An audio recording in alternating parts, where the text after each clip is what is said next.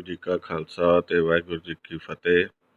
ਜਪਜੀ ਸਾਹਿਬ ਦੀ 26ਵੀਂ ਪੌੜੀ ਦੀ ਵਿਆਖਿਆ ਕਰਨ ਜਾ ਰਹੇ ਹਾਂ, ਜਿਹਦੀ ਸ਼ੁਰੂਆਤ ਹੁੰਦੀ ਹੈ ਅਮੁੱਲ ਗੁਣ ਅਮੁੱਲ ਵਪਾਰ।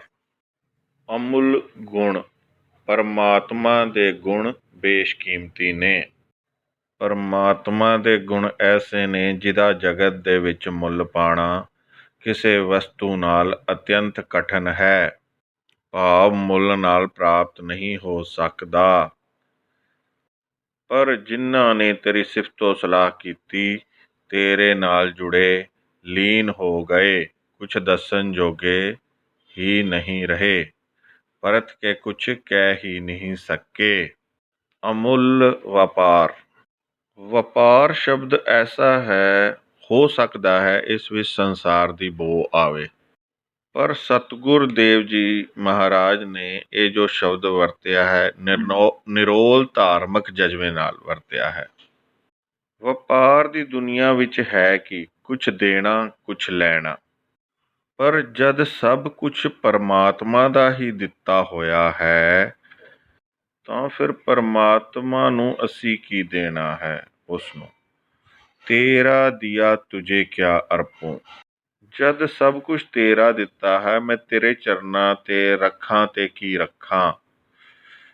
ਵਪਾਰ ਦਾ ਨਾਮ ਜੋ ਇੱਥੇ ਸਤਿਗੁਰ ਮਹਾਰਾਜ ਨੇ ਗੁਣਾਂ ਦੇ ਵਿਭਾਜਨ ਨੂੰ ਦਿੱਤਾ ਹੈ, ਦਰਅਸਲ ਇਸ ਵਾਸਤੇ ਹੈ, ਇੱਕ ਹਿੰਮਤ ਤੇ ਹੌਸਲਾ ਤੇ ਕੀਤਾ ਹੈ।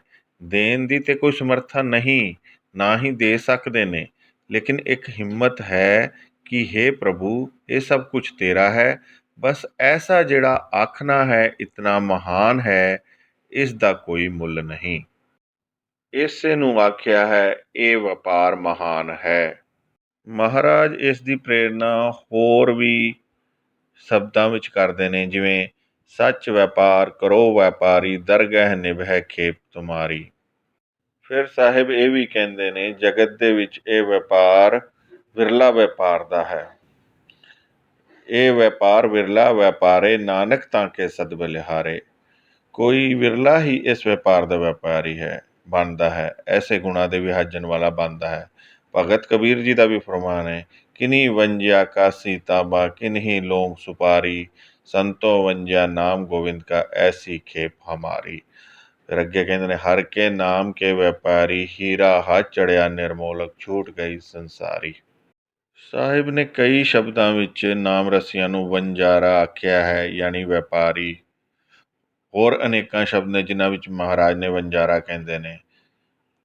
ਇਸ ਕਰਕੇ ਮਹਾਰਾਜ ਕਹਿੰਦੇ ਨੇ ਪਰਮਾਤਮਾ ਦੇ ਗੁਣ ਅਮੁੱਲ ਨੇ, ਔਰ ਇਹਨਾਂ ਗੁਣਾਂ ਦਾ ਵਪਾਰ ਵੀ ਅਮੁੱਲ ਹੈ, ਕੋਈ ਕੀਮਤ ਨਹੀਂ। ਫਿਰ ਅੱਗੇ ਕਹਿੰਦੇ ਨੇ, ਅਮੁੱਲ ਵਪਾਰੀਏ ਅਮੁੱਲ ਭੰਡਾਰ। ਸੰਤ ਜਨ ਨੇ ਹਿੰਮਤ ਕੀਤੀ ਤੇ ਕਿਹਾ ਕਿ ਪ੍ਰਭੂ ਮੇਰਾ ਕੁਛ ਵੀ ਨਹੀਂ ਹੈ, ਜਦ ਕਿ ਛੋਟੇ ਤੋਂ ਲੈ ਕੇ ਵੱਡਾ ਮਨੁੱਖ ਮੈਂ ਦੇ ਤਲ 'ਤੇ ਜਿੰਦਾ ਹੈ। ਮੇਰੀ ਜਾਤ, ਮੇਰੀ ਪਾਤ, ਮੇਰਾ ਤਨ, ਮੇਰਾ ਪਰਿਵਾਰ, ਮੇਰਾ ਮੁਲਕ, ਮੇਰੀ ਭਾਸ਼ਾ, ਮੇਰੀ ਕੌਮ, ਮੇਰਾ ਰੰਗ, ਮੇਰਾ ਰੂਪ, ਸਮੂਹ ਮਨੁੱਖੀ ਜਗਤ ਮੇਰੇ ਦੇ ਤਲ 'ਤੇ ਜਿੰਦਾ ਹੈ। ਪਰ ਕਦੀ ਕਦਾਈ ਮੇਰੇ ਦੀ ਭੀੜ ਵਿੱਚੋਂ ਕੋਈ ਐਸਾ ਵਿਅਕਤੀ ਪੈਦਾ ਹੁੰਦਾ ਹੈ ਜੋ ਕਹਿ ਦਿੰਦਾ ਹੈ, ਮੈਂ ਨਹੀਂ ਪ੍ਰਭ ਸਭ ਕੁਛ ਤੇਰਾ। ਕਦੀ ਕਦਾਈ ਕੋਈ ਕਬੀਰ ਜੈਸਾ ਆਤਮਾ ਆਉਂਦੀ ਹੈ, ਕਹਿ ਦਿੰਦੀ ਹੈ, ਤੂੰ ਤੂੰ ਕਰਤਾ ਤੂੰ ਪਿਆ, ਮੁਝ ਮੇ ਰਹਾ ਨਾ ਹੂੰ। ਜਬ ਆਪਾ ਪਰ ਕਾ ਮਿਟ ਗਿਆ, ਜਦ ਦੇਖਾਂ ਤਦ ਤੂੰ। ਤੇ ਸਾਹਿਬ ਕਹਿੰਦੇ ਨੇ, ਇਹਨਾਂ ਗੁਣਾਂ ਦਾ ਵਪਾਰ ਕਰਨ ਵਾਲੇ ਵਪਾਰੀ ਨੇ ਸੰਤ ਜਨ, ਉਹਨਾਂ ਦਾ ਵੀ ਕੋਈ ਮੁੱਲ ਨਹੀਂ।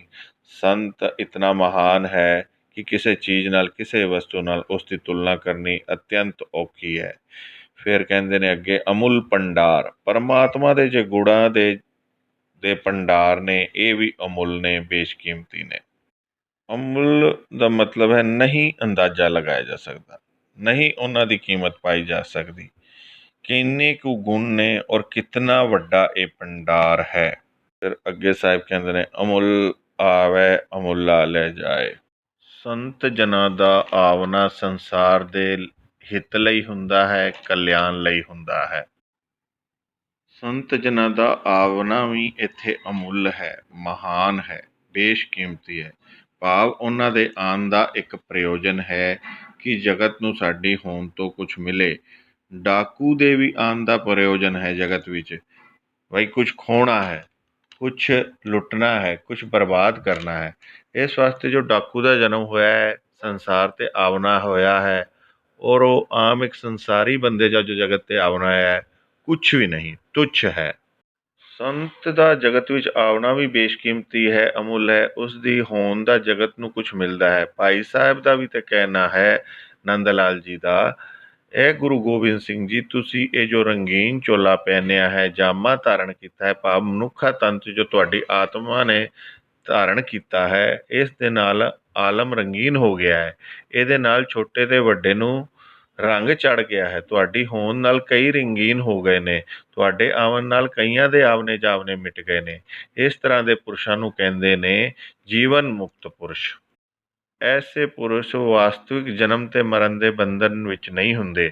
ਅਗਰ ਇਹ ਜਨਮ ਦਾ ਬੰਧਨ ਕਬੂਲ ਕਰਦੇ ਨੇ ਤੇ ਕਈਆਂ ਦੇ ਬੰਧਨ ਤੋੜਨ ਲਈ, ਅਗਰ ਇਹ ਮਰਨ ਦਾ ਬੰਧਨ ਕਬੂਲ ਕਰਦੇ ਨੇ ਤੇ ਕਈਆਂ ਨੂੰ ਮੌਤ ਦੇ ਭੈ ਤੋਂ ਉੱਚਾ ਕਰਨ ਲਈ।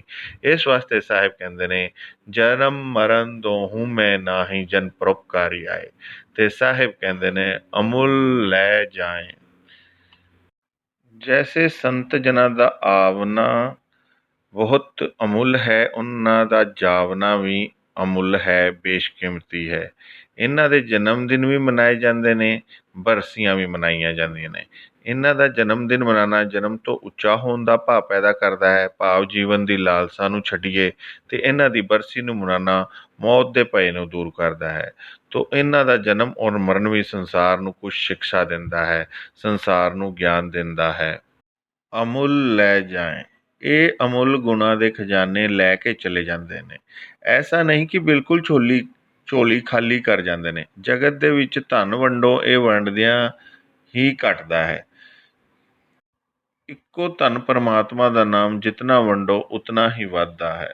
ਤੋਟ ਨਾ ਆਵੇ ਵੱਧੋ ਜਾਈ, ਖਾਵੋ ਖਰਚੋ ਰਲ ਮਿਲ ਪਾਈ, ਤੋਟ ਨਾ ਆਵੇ ਵੱਧੋ ਜਾਈ। ਧਨ ਸੰਸਾਰ ਦਾ ਅਗਰ ਬਹੁਤਾ ਖਰਚੀਏ, ਬਹੁਤਾ ਵੰਡੀਏ, ਤੇ ਤੋਟ ਤੇ ਆ ਜਾਣੀ ਹੈ, ਉਹ ਤੇ ਘਟ ਜਾਣਾ ਹੈ। ਪਰ ਇਹ ਗਣਿਤ ਪਰਮਾਤਮਾ ਦੇ ਗੁਣਾਂ ਉੱਤੇ ਪੂਰਾ ਨਹੀਂ ਉਤਰਦਾ। ਨਾਮ ਰਸ, ਨਾਮ ਗਿਆਨ, ਪ੍ਰਭੂ ਦੇ ਗੁਣਾਂ ਦਾ ਗਿਆਨ ਜਿਤਨਾ ਵੰਡੀਏ ਉਤਨਾ ਗਿਆਨ ਵੱਧਦਾ ਹੈ, ਉਤਨੇ ਗੁਣ ਵੱਧਦੇ ਨੇ, ਉਤਨਾ ਰਸ ਵੱਧਦਾ ਹੈ। ਬਾਹਰ ਦੀ ਸੰਪਦਾ ਤੇ ਜੋੜਨ ਨਾਲ ਵੱਧਦੀ ਹੈ, ਅੰਦਰ ਦੀ ਸੰਪਦਾ ਵੰਡਣ ਦੇ ਨਾਲ ਵੱਧਦੀ ਹੈ। ਇਹ ਨਿਯਮ ਵਿਪਰੀਤ ਨੇ, ਵੱਖ-ਵੱਖ ਨੇ। ਇਸ ਵਾਸਤੇ ਕਹਿੰਦੇ ਨੇ, ਨਾਮ ਰਸ ਆਉਂਦਿਆਂ ਹੀ ਮਨੁੱਖ ਸ਼ੂਮ ਨਹੀਂ ਰਹਿ ਜਾਂਦਾ, ਉਸ ਦੇ ਅੰਦਰ ਵੰਡਣ ਦੀ ਭਾਵਨਾ ਪੈਦਾ ਹੁੰਦੀ ਹੈ। ਜੋ ਮੈਂ ਜਾਣਿਆ ਹੈ, ਇਹ ਜਗਤ ਵੀ ਜਾਣੇ। ਜੋ ਕੁਛ ਮੇਰੇ ਕੋਲ ਹੈ, ਜਗਤ ਕੋਲ ਵੀ ਹੋਵੇ। ਇਸ ਵਾਸਤੇ ਦੇਖਣ ਵਿੱਚ ਆਇਆ ਹੈ, ਕਦੀ ਕਦਾਈ ਭਗਤ ਸੰਤ ਘਰ ਬਾਹਰ ਛੱਡ ਕੇ ਤਪੱਸਿਆ ਕਰਨ ਜੰਗਲਾਂ ਵਿੱਚ ਚਲਾ ਜਾਂਦਾ ਹੈ, ਪਹਾੜਾਂ ਦੀ ਕੰਦਰਾਂ ਵਿੱਚ ਚਲਾ ਜਾਂਦਾ ਹੈ। ਪਰ ਜਦ ਉਸਨੂੰ ਕੁਛ ਰਸ ਮਿਲ ਜਾਂਦਾ ਹੈ, ਆਨੰਦ ਮਿਲ ਜਾਂਦਾ ਹੈ, ਫਿਰ ਸ਼ਹਿਰਾਂ ਦੀ ਭੀੜ ਵਿੱਚ ਆ ਜਾਂਦਾ ਹੈ। ਹੁਣ ਸ਼ਹਿਰਾਂ ਦੀ ਭੀੜ ਨਾਲ ਕੀ ਮਤਲਬ? ਦਰਅਸਲ ਜੋ ਰਸ ਉਸਨੇ ਪ੍ਰਾਪਤ ਕੀਤਾ ਹੈ, ਉਹ ਵੰਡਣ ਦਾ ਚਾਅ ਪੈਦਾ ਹੋ ਗਿਆ ਹੈ। ਜੋ ਸ਼ਾਂਤੀ ਉਸ ਲੱਭੀ ਹੈ, ਉਹਨੂੰ ਵੰਡਣ ਦੇ ਵਿੱਚ ਹੀ ਉਹਦੀ ਸ਼ਾਂਤੀ ਬਰਕਰਾਰ ਰਹਿਣੀ ਹੈ। ਇਸ ਵਾਸਤੇ ਨਾਮ ਧਨ ਦੇ ਮਿਲਦਿਆਂ ਹੀ ਮਨੁੱਖ ਦੇ ਅੰਦਰ ਵੰਡਣ ਦੀ ਚਾਹਤ ਪੈਦਾ ਹੋ ਜਾਂਦੀ ਹੈ। ਔਰ ਫਿਰ ਚਾਹੇ ਉਹ ਇਹੋ ਜਿਹੇ ਪੁਰਸ਼, ਚਾਹੇ ਜੀਵਨ ਇੱਥੋਂ ਸਮਾਪਤ ਹੋਣ ਤੋਂ ਬਾਅਦ ਚਲੇ ਵੀ ਜਾਂਦੇ ਨੇ, ਤੇ ਉਹਨਾਂ ਨੇ ਜੋ ਰਸ ਵੰਡਿਆ ਹੁੰਦਾ ਹੈ, ਜੋ ਨਾਮ ਰਸ ਉਹਨਾਂ ਵੰਡਿਆ ਹੁੰਦਾ ਹੈ, ਉਹ ਫਿਰ ਵੀ ਵੱਧਦਾ ਹੀ ਰਹਿੰਦਾ ਹੈ, ਉਹਦੇ 'ਚ ਵਾਧਾ ਆਉਂਦਾ ਹੀ ਰਹਿੰਦਾ ਹੈ। ਇਸ ਕਰਕੇ ਉਹਨਾਂ ਦਾ ਜਾਵਣਾ ਵੀ ਸਫਲ ਹੈ। ਫਿਰ ਅੱਗੇ ਮਹਾਰਾਜ ਕਹਿੰਦੇ ਨੇ, ਅਮੁੱਲ ਪਾਏ ਅਮੁੱਲਾ ਸਮਾਏ। ਅਮੁੱਲ ਹੈ ਇਹਨਾਂ ਦਾ ਪਰਮਾਤਮਾ ਨੂੰ ਪਾ ਜਾਣਾ। ਜੋ ਪਰਮਾਤਮਾ ਦਾ ਭਾਵ ਇਹਨਾਂ ਅੰਦਰ ਪੈਦਾ ਹੋਇਆ ਹੈ ਤੇ ਪਰਮਾਤਮਾ ਨੂੰ ਪਾ ਗਏ ਨੇ, ਸਾਹਿਬ ਕਹਿੰਦੇ ਨੇ ਇਹਦੀ ਵੀ ਕੋਈ ਕੀਮਤ ਨਹੀਂ। ਅਮੁੱਲਾ ਸਮਾਏ, ਕਿਉਂਕਿ ਪਾਉਣ ਦੇ ਨਾਲ ਇਹ ਉਸ ਅਮੁੱਲਾ ਪਰਿਪੂਰਨ ਪਰਮਾਤਮਾ ਦੇ ਵਿੱਚ ਸਮਾ ਗਏ ਨੇ, ਲੀਨ ਹੋ ਗਏ ਨੇ। ਅਮੁੱਲ ਧਰਮ ਅਮੁੱਲ ਦੀਵਾਨ, ਪਰਮਾਤਮਾ ਦੀ ਬਣਾਈ ਹੋਈ ਮਰਿਆਦਾ, ਉਸ ਦਾ ਬਣਾਇਆ ਹੋਇਆ ਧਰਮ, ਉਹਦੇ ਬਣਾਏ ਹੋਏ ਅਸੂਲ, ਉਸ ਦਾ ਬਣਾਇਆ ਹੋਇਆ ਵਿਧਾਨ ਵੀ ਅਮੁੱਲ ਹੈ। ਅੰਦਾਜ਼ਾ ਨਹੀਂ ਲਾਇਆ ਜਾ ਸਕਦਾ, ਉਹਦੀ ਵੀ ਕੋਈ ਕੀਮਤ ਨਹੀਂ। ਐਸਾ ਸੁੰਦਰ ਵਿਧਾਨ ਹੈ।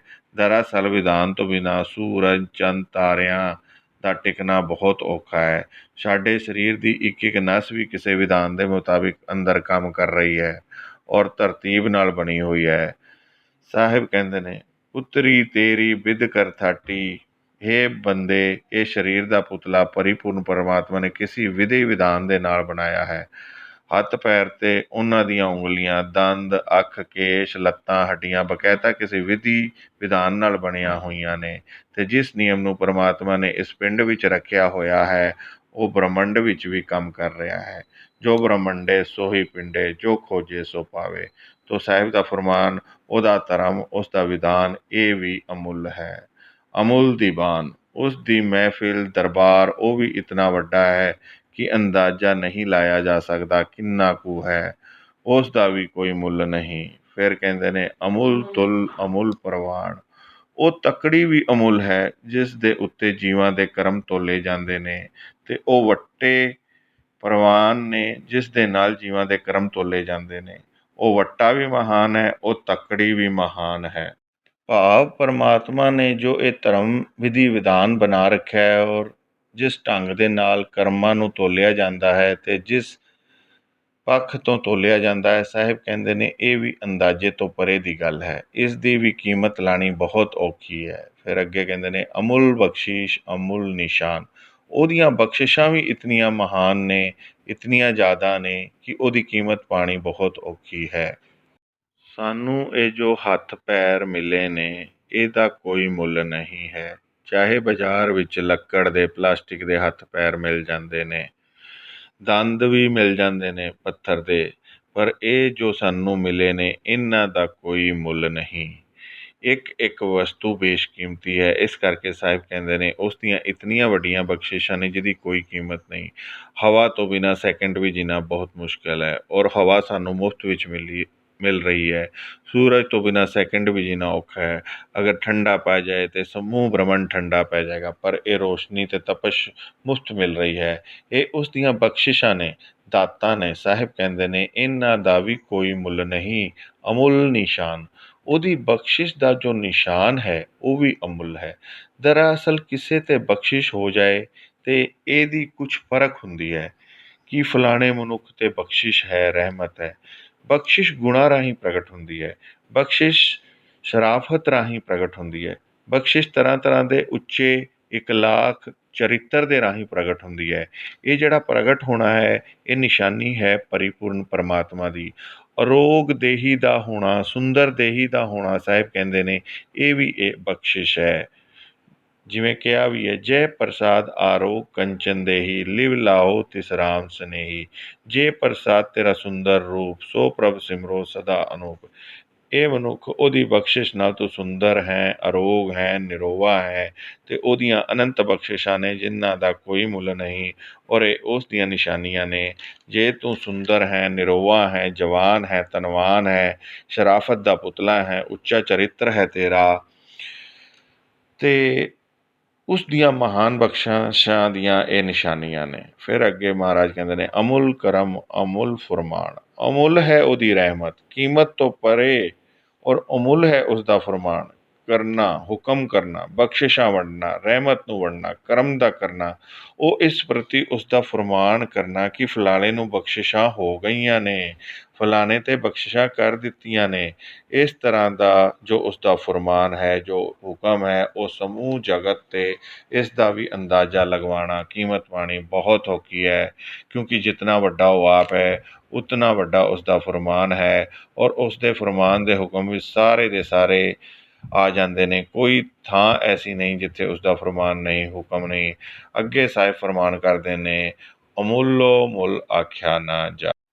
ਉਹ ਅਮੁੱਲ ਹੈ, ਮਹਾਨ ਹੈ, ਔਰ ਇਤਨਾ ਮਹਾਨ ਹੈ ਕਿ ਅਮੁੱਲ ਅਮੁੱਲ ਆਖਣਾ ਵੀ ਸਹੀ ਢੰਗ ਨਾਲ ਆਖਣਾ ਬਹੁਤ ਔਖਾ ਹੈ। ਅਨੁਭਵ ਦੇ ਨਾਲ ਆਖਣਾ ਬਹੁਤ ਔਖਾ ਹੈ, ਅੰਦਾਜ਼ੇ ਤੋਂ ਪਰੇ ਹੈ। ਉਹ ਅਮੁੱਲ ਹੈ, ਉਹਦਾ ਮੁੱਲ ਨਹੀਂ ਆਖਿਆ ਜਾ ਸਕਦਾ, ਕੀਮਤ ਨਹੀਂ ਆਖੀ ਜਾ ਸਕਦੀ, ਇਤਨਾ ਉਹ ਮਹਾਨ ਹੈ। ਆਖ ਆਖ ਰਹੇ ਲਿਵਲਾਏ, ਜਿਹੜੇ ਆਖਣ ਨੂੰ ਪਏ, ਮੁੱਲ ਪੈਣਾ ਹੈ, ਕੀਮਤ ਪੈਣੀ ਹੈ, ਅੰਦਾਜ਼ਾ ਲਾਉਣ ਵਿੱਚ ਪੈ ਗਏ, ਖੋਜ ਵਿੱਚ ਪੈ ਗਏ, ਪਰ ਜਿਤਨੀ ਉਹਨਾਂ ਨੇ ਖੋਜ ਕੀਤੀ, ਅੰਜਾਮ ਕੀ ਹੋਇਆ? ਲੀਨ ਹੋ ਗਏ, ਕਹਿਣ ਜੋਗੇ ਹੀ ਨਹੀਂ ਰਹੇ, ਖਾਮੋਸ਼ ਹੋ ਗਏ, ਚੁੱਪ ਰਹਿ ਗਏ। ਪਹਿਲੇ ਤੇ ਆਖਣ ਲੱਗੇ ਕਿ ਇਹ ਇਤਨਾ ਵੱਡਾ ਹੈ, ਇਤਨੇ ਗੁਣ ਨੇ, ਅੰਦਾਜ਼ੇ ਲਾਉਣ ਲੱਗ ਗਏ, ਪਰ ਲੇਕਿਨ ਅੰਦਾਜ਼ੇ ਲਗਾਉਂਦਿਆਂ ਸਮਾ ਗਏ, ਲੀਨ ਹੋ ਗਏ, ਅੰਦਾਜ਼ੇ ਲਾਉਣ ਜੋਗੇ ਵੀ ਨਾ ਰਹੇ, ਮੁੱਲ ਪਾਣ ਜੇ ਜੋਗੇ ਵੀ ਨਾ ਰਹੇ। ਫਿਰ ਅੱਗੇ ਕਹਿੰਦੇ ਨੇ ਆਖੇ ਵੇਦ ਪਾਠ ਪੁਰਾਣ, ਆਖ ਰਹੇ ਨੇ ਅੰਦਾਜ਼ੇ ਲਾ ਲਾ ਕੇ, ਅਮੁੱਲ ਅਮੁੱਲ ਕਹਿ ਕੇ ਬਿਆਨ ਕਰ ਰਹੇ ਨੇ। ਕੌਣ? ਵੇਦ ਪੁਰਾਣ, ਉਹਨਾਂ ਦੇ ਪਾਠੀ, ਵੇਦਾਂ ਦੇ ਪਾਠ ਕਰਨ ਵਾਲੇ, ਪੁਰਾਣਾਂ ਦੇ ਪਾਠ ਕਰਨ ਵਾਲੇ। ਇਹ ਗਿਆਤਾ, ਇਹ ਪਾਠੀ ਕਹਿ ਰਹੇ ਨੇ, ਹੇ ਪਰਿਪੂਰਨ ਪਰਮਾਤਮਾ ਤੂੰ ਅਮੁੱਲ ਹੈ। ਆਖੇ ਪੜ੍ਹੇ ਕਰੇ ਵਿਖਿਆਨ, ਫਿਲੋਸਫਰ ਪੜ੍ਹੇ ਲਿਖੇ ਦਾਰਸ਼ਨਿਕ ਜਨ ਪੜ੍ਹ ਕੇ ਵਿਆਕਰਨ ਜਗਤ ਨੂੰ ਸਮਝਾਉਂਦੇ ਨੇ, ਵਿਖਿਆਨ ਕਰ ਰਹੇ ਨੇ ਪਰਮਾਤਮਾ ਅਮੁੱਲ ਹੈ, ਅਮੁੱਲ ਹੈ, ਬੇਸ਼ ਕੀਮਤੀ ਹੈ। ਆਖੇ ਬਰਮੇ ਆਖੇ ਇੰਦ, ਇਸ ਢੰਗ ਨਾਲ ਬਿਆਨ ਕਰ ਰਹੇ ਨੇ ਪ੍ਰਾਚੀਨ ਦੇਵਤੇ ਸਿਰਮੌਰ ਗਿਆਤਾ ਬ੍ਰਹਮਾ ਜੀ। ਉਹ ਵੀ ਕਹਿ ਰਹੇ ਨੇ ਅਮੁੱਲ ਹੈ, ਤੇਰੀ ਕੋਈ ਕੀਮਤ ਨਹੀਂ।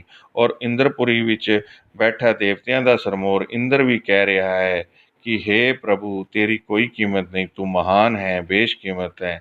ਆਖੇ ਗੋਪੀ ਤੇ ਗੋਬਿੰਦ, ਹੂ ਬਹੂ ਇਹ ਗੱਲ ਆਖ ਰਹੇ ਨੇ ਗੋਪੀਆਂ ਦੇ ਸਮੇਤ ਸ਼੍ਰੀ ਕ੍ਰਿਸ਼ਨ ਕਿ ਹੇ ਪ੍ਰਭੂ ਤੇਰਾ ਅੰਦਾਜ਼ਾ ਲਾਣਾ ਬਹੁਤ ਔਖਾ ਹੈ, ਤੇਰੇ ਵਿਰਾਟ ਸਰੂਪ ਨੂੰ ਦੇਖਣਾ ਬਹੁਤ ਔਖਾ ਹੈ, ਤੂੰ ਅਮੁੱਲ ਹੈ, ਤੂੰ ਅਮੁੱਲ ਹੈ। ਆਖੇ ਈਸ਼ਰ ਆਖੇ ਸਿੱਧ, ਸਿੱਧਾਂ ਦੇ ਨਾਲ ਬੈਠੇ ਹੋਏ, ਜੋਗੀਆਂ ਦੇ ਨਾਲ ਬੈਠੇ ਹੋਏ ਮਹਾਦੇਵ ਵੀ ਆਖ ਰਹੇ ਨੇ ਅਮੁੱਲੋ ਅਮੁੱਲ ਆਖਿਆ ਨਾ ਜਾਏ, ਤੂੰ ਅਮੁੱਲ ਹੈ, ਤੇਰਾ ਮੁੱਲ ਨਹੀਂ ਆਖਿਆ ਜਾ ਸਕਦਾ। ਜੋਗੀਆਂ ਨਾਲ ਬੈਠੇ ਹੋਏ, ਸਿੱਧਾਂ ਨਾਲ ਬੈਠੇ, ਲੰਮੀਆਂ ਧੂਣੀਆਂ ਲਾਏ ਹੋਏ ਸਜਾ ਕੇ ਬੈਠੇ ਸ਼ਿਵ ਜੀ ਵੀ ਆਪਣੇ ਚੇਲਿਆਂ ਸਮੇਤ ਕਹਿ ਰਹੇ ਨੇ ਪ੍ਰਭੂ ਤੂੰ ਅਮੁੱਲ ਹੈ, ਤੇਰਾ ਮੁੱਲ ਕਹਿਣਾ ਬਹੁਤ ਔਖਾ ਹੈ। ਆਖੇ ਕੀਤੇ ਕੀਤੇ ਬੁੱਧ, ਕਈ ਤਰ੍ਹਾਂ ਦੇ ਜੋ ਤੂੰ ਬੁੱਧ ਕੀਤੇ ਨੇ, ਵਿਦਵਾਨ ਕੀਤੇ ਨੇ, ਬੁੱਧੀਮਾਨ ਜਾਂ ਮਹਾਤਮਾ ਬੁੱਧ ਵਰਗੇ ਅਵਤਾਰੀ ਪੁਰਸ਼ ਪਰਿਪੂਰਨ ਪਰਮਾਤਮਾ ਜਿਹੜੇ ਤੂੰ ਪੈਦਾ ਕੀਤੇ ਨੇ, ਉਹ ਵੀ ਕਹਿ ਰਹੇ ਨੇ ਤੂੰ ਮਹਾਨ ਹੈ। ਆਖੇ ਦਾਨਵ ਆਖੇ ਦੇਵ, ਮਾੜੀ ਬਿਰਤੀ ਰੱਖਣ ਵਾਲੇ ਜਿਹੜੇ ਪੁਰਸ਼ ਨੇ, ਆਖਿਰ ਉਹ ਵੀ ਥੱਕ ਕੇ ਕਹਿ ਦਿੰਦੇ ਨੇ ਹੇ ਪ੍ਰਭੂ ਤੇਰਾ ਅੰਦਾਜ਼ਾ ਲਾਣਾ ਬੜਾ ਔਖਾ ਹੈ, ਬਹੁਤ ਔਖਾ ਹੈ। ਤੇ ਦੇਵਤੇ ਜੋ ਪ੍ਰਕਾਸ਼ਮਾਨ ਨੇ, ਗੁਣਾਂ ਦੇ ਗਿਆਤਾ ਨੇ, ਜਿਨ੍ਹਾਂ ਦੇ ਹਿਰਦੇ ਦਾ ਦੀਵਾ ਰੋਸ਼ਨ ਹੈ, ਉਹ ਵੀ ਕਹਿ ਰਹੇ ਨੇ ਅਮੁੱਲੋ ਅਮੁੱਲ ਆਖਿਆ ਨਾ ਜਾਏ। ਆਖੇ ਸੁਰ ਨਰ ਮੁੰਜਨ ਸੇਵ, ਆਖ ਰਹੇ ਨੇ ਨਰਮੁਨ ਦੇਵਤੇ, ਹੋਰ ਤਰ੍ਹਾਂ ਤਰ੍ਹਾਂ ਦੇ ਸੇਵਾ ਕਰਨ ਵਾਲੇ ਹੇ ਪ੍ਰਭੂ ਕਹਿ ਰਹੇ ਨੇ, ਸਾਰੇ ਕਹਿ ਰਹੇ ਨੇ ਕਿ ਤੇਰਾ ਮੁੱਲ ਪਾਣਾ ਬਹੁਤ ਔਖਾ ਹੈ। ਕਿਤੇ ਆਖੇ ਆਖਣ ਆਖਣ ਪਾਏ, ਕਿਤੇ ਆਖਣ ਪਾਏ, ਕਿਤਨੇ ਹੋਰ ਨਵੇਂ ਆਖਣ ਨੂੰ ਪੈ ਰਹੇ ਨੇ। ਅੱਜ ਤੋਂ ਹੀ ਆਰੰਭ ਕਰ ਰਹੇ ਨੇ ਕਿ ਹੇ ਪ੍ਰਭੂ ਤੂੰ ਬਹੁਤ ਅਮੁੱਲ ਹੈ, ਬਹੁਤ ਅਮੁੱਲ ਹੈ।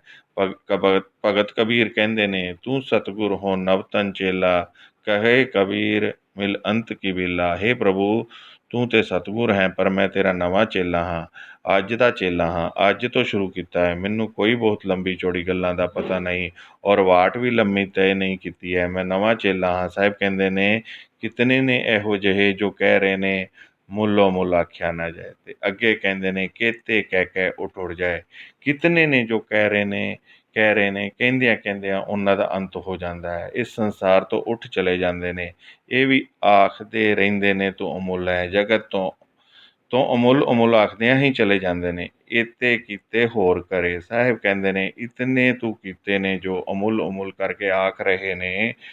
ਦੇਵੀ ਦੇਵਤਿਆਂ ਦੇ ਸਮੇਤ, ਦਾਨਵ ਸੁਰਨਰ ਦੇ ਸਮੇਤ, ਬ੍ਰਹਮਾ ਤੇ ਸ਼ਿਵ ਜੀ ਦੇ ਸਮੇਤ, ਸ਼੍ਰੀ ਕ੍ਰਿਸ਼ਨ ਦੇ ਸਮੇਤ, ਗੋਪੀਆਂ, ਮਹਾਤਮਾ ਬੁੱਧ ਜੈਸੀਆਂ ਅਸੀਮ ਸ਼ਕਤੀਆਂ, ਇਸ ਤਰ੍ਹਾਂ ਦੇ ਜੋ ਤੂੰ ਪੁਰਸ਼ ਪੈਦਾ ਕੀਤੇ ਨੇ ਅਨੰਤ, ਤੈਨੂੰ ਕਹਿ ਰਹੇ ਨੇ ਤੂੰ ਅਮੁੱਲ ਹੈ, ਅਮੁੱਲ ਹੈ। ਪਰ ਇਤਨੇ ਤੂੰ ਹੋਰ ਵੀ ਪੈਦਾ ਕਰ ਦੇ, ਇਤਨੇ ਤੂੰ ਹੋਰ ਵੀ ਬਣਾ ਲਵੇਂ, ਤੇ ਇਹ ਵੀ ਗਿਣਤੀ ਵਿੱਚ ਨਹੀਂ। ਅਨੰਤ ਬੁੱਧ ਨੇ, ਅਨੰਤ ਕ੍ਰਿਸ਼ਨ ਨੇ, ਅਨੰਤ ਸ਼ਿਵ ਜੀ ਜੈਸੇ ਸਮਾਧੀਆਂ ਲਾਉਣ ਵਾਲੇ ਨੇ, ਅਨੰਤ ਬ੍ਰਹਮਣ ਨੇ। ਪਰ ਸਾਹਿਬ ਕਹਿੰਦੇ ਨੇ ਪਰ ਫਿਰ ਵੀ ਤੂੰ ਅੰਦਾਜ਼ੇ ਤੋਂ ਵੱਧ ਹੋਰ ਵੀ ਪੈਦਾ ਕਰ ਲਵੇਂ, ਜੇਤੇ ਕੀਤੇ ਹੋਰ ਕਰੇ ਤਾਂ ਆਖ ਨਾ ਸਕੇ ਕਈ ਕੇ। ਤਾਂ ਵੀ ਇਹ ਕੋਈ ਆਖ ਨਹੀਂ ਸਕੇਗਾ ਕਿ ਅਸੀਂ ਮੁੱਲ ਪਾ ਲਿਆ ਹੈ, ਅੰਦਾਜ਼ਾ ਲਾ ਲਿਆ ਹੈ, ਉਹਦੀ ਕੀਮਤ ਪਾ ਛੱਡੀ। ਤਾਂ ਵੀ ਇਹੀ ਆਖਿਆ ਜਾਏਗਾ ਮੁੱਲੋ ਮੁੱਲ ਆਖਿਆ ਨਾ ਜਾਏ। ਫਿਰ ਅੱਗੇ ਕਹਿੰਦੇ ਨੇ ਜੇ ਵਡ ਪਾਵੇ ਤੇ ਵਡ ਹੋਈ, ਜਿਤਨਾ ਤੂੰ ਚਾਹੁੰਦਾ ਹੈ ਉਤਨਾ ਹੀ ਹੋ ਜਾਂਦਾ ਹੈ। ਦਰਅਸਲ ਬ੍ਰਹਮ ਦਾ ਮਤਲਬ ਹੀ ਇਹ ਹੈ ਫੈਲਦਾ ਹੋਇਆ, ਪਸਰਦਾ ਹੋਇਆ, ਅਸੀਮ ਹੈ, ਕੋਈ ਸੀਮਾ ਨਹੀਂ। ਤੂੰ ਜਿਤਨਾ ਆਪਣੇ ਆਪ ਨੂੰ ਚਾਹੁੰਦਾ ਹੈ ਉਤਨਾ ਹੀ ਹੋ ਜਾਂਦਾ ਹੈ। ਨਾਨਕ ਜਾਣੇ ਸਾਚਾ ਸੋਏ, ਪਰ ਤੂੰ ਕਿਤਨਾ ਕੁ ਵੱਡਾ ਹੈ ਹੋ ਜਾਂਦਾ ਹੈ। ਮਹਾਰਾਜ ਕਹਿੰਦੇ ਨੇ ਇਹ ਤੇ ਸੱਚਾ ਮਾਲਿਕ ਆਪ ਹੀ ਜਾਣਦਾ ਹੈ, ਉਹ ਕਿਤਨਾ ਪਸਰ ਗਿਆ ਹੈ, ਉਹ ਕਿੰਨਾ ਕੁ ਵੱਡਾ ਹੋ ਗਿਆ ਹੈ। ਪਰ ਹੁਣ ਕੋਈ ਇਸ ਢੰਗ ਦਾ ਮੂੜ ਬੰਦਾ ਦਾਵਾ ਕਰੇ, ਮੂਰਖ ਦਾਵਾ ਕਰੇ, ਜੇ ਕੋ ਆਖੇ ਬੋਲ ਵਿਗਾੜ, ਵਿਗਾੜ ਬੋਲੇ, ਵਿਗੜੇ ਹੋਏ ਬੋਲ ਬੋਲੇ, ਕਿਹੜਾ ਕਿ ਮੈਂ ਅੰਦਾਜ਼ਾ ਲਾ ਲਿਆ ਹੈ, ਮੈਨੂੰ ਪਤਾ ਚੱਲ ਗਿਆ ਹੈ ਕਿ ਬ੍ਰਹਮੰਡ ਕਿਤਨਾ ਕੁ ਹੈ, ਪਰਮਾਤਮਾ ਕੀ ਹੈ, ਉਸ ਦੇ ਗੁਣ ਕੀ ਨੇ, ਮੈਂ ਜਾਣ ਲਿਆ ਹੈ, ਮੈਂ ਸਮਝ ਲਿਆ ਹੈ। ਮਹਾਰਾਜ ਕਹਿੰਦੇ ਨੇ ਇਸੇ ਤਰ੍ਹਾਂ ਦਾ ਕੋਈ ਵਿਗੜਿਆ ਹੋਇਆ ਬੋਲ ਬੋਲੇ ਤਾਂ ਲਿਖੀਏ ਸਿਰ ਗਾਵਾਰਾਂ ਗਾਵਾਰ, ਤਾਂ ਉਹਨੂੰ ਇੰਝ ਕਹਿਣਾ ਪਵੇਗਾ, ਲਿਖਣਾ ਪਵੇਗਾ ਕਿ ਉਹ ਗਵਾਰ ਨਹੀਂ, ਉਹ ਗਵਾਰਾਂ ਦਾ ਸਰਦਾਰ ਹੈ। ਗਵਾਰ ਤੋਂ ਮੁਰਾਦ ਇਹਦੀ ਜਾਣਕਾਰੀ ਸਿਰਫ ਗਾਂਵ ਤੱਕ ਸੀਮਿਤ ਹੈ, ਪਿੰਡ ਤੱਕ ਸੀਮਿਤ ਹੈ। ਜੋ ਗਾਂਵ ਦੇ ਚੰਦ ਬੰਦਿਆਂ ਤੋਂ ਇਲਾਵਾ, ਚੰਦ ਖਰਾਂ ਤੋਂ ਇਲਾਵਾ ਹੋਰ ਕੁਛ ਨਹੀਂ ਜਾਣਦਾ। ਗਾਂਵ ਦੀ ਚਾਰ ਦੀਵਾਰੀ ਤੋਂ ਇਲਾਵਾ ਉਹਨੂੰ ਕੁਛ ਵੀ ਪਤਾ ਨਹੀਂ। ਮਹਾਰਾਜ ਕਹਿੰਦੇ ਨੇ ਜਿਹੜਾ ਇਸ ਤਰ੍ਹਾਂ ਦਾ ਵਿਗਾੜ ਬੋਲ ਬੋਲ ਕੇ ਵੀ ਜਾਣ ਲਿਆ ਹੈ, ਜਿਹੜਾ ਬੋਲ ਰਿਹਾ ਐਵੇਂ ਕਿ ਮੈਂ ਜਾਣ ਲਿਆ ਹੈ, ਵਿਗਾੜ ਬੋਲ ਬੋਲ ਰਿਹਾ ਹੈ, ਮੈਂ ਸਮਝ ਲਿਆ ਹੈ, ਮੈਨੂੰ ਪਤਾ ਚੱਲ ਗਿਆ ਹੈ, ਮਹਾਰਾਜ ਕਹਿੰਦੇ ਨੇ ਉਹ ਗਵਾਰ ਨਹੀਂ, ਮੂਰਖ ਨਹੀਂ, ਬਲਕਿ ਮੂਰਖਾਂ ਦਾ ਸਰਦਾਰ ਹੈ, ਗਵਾਰਾਂ ਦਾ ਸਰਦਾਰ ਹੈ। ਮੂਲ ਭਾਵ ਇਸ ਪੌੜੀ ਵਿੱਚ ਇਹੀ ਹੈ ਕਿ ਪਰਮਾਤਮਾ ਦੇ ਗੁਣ ਇੰਨੇ ਮਹਾਨ ਨੇ ਕਿ ਇਹਨਾਂ ਦੀ ਕੀਮਤ ਪਾਣੀ ਬਹੁਤ ਔਖੀ ਹੈ। ਤਨਤਾ ਦੇ ਯੋਗ ਨੇ ਉਹ ਸੰਤ ਜਨ ਜੋ ਇਹਨਾਂ ਗੁਣਾਂ ਦਾ ਵਪਾਰ ਕਰਦੇ ਨੇ ਔਰ ਆਪਣੇ ਹਿਰਦੇ ਵਿੱਚ ਇਹਨਾਂ ਗੁਣਾਂ ਨੂੰ ਥਾਂ ਦਿੰਦੇ ਨੇ। ਸਾਹਿਬ ਕਹਿੰਦੇ ਨੇ ਜੋ ਇਸ ਤਰ੍ਹਾਂ ਦੇ ਸੰਤ ਜਨ ਨੇ ਉਹ ਵੀ ਤਨਤਾ ਦੇ ਯੋਗ ਨੇ, ਮਹਾਨ ਨੇ।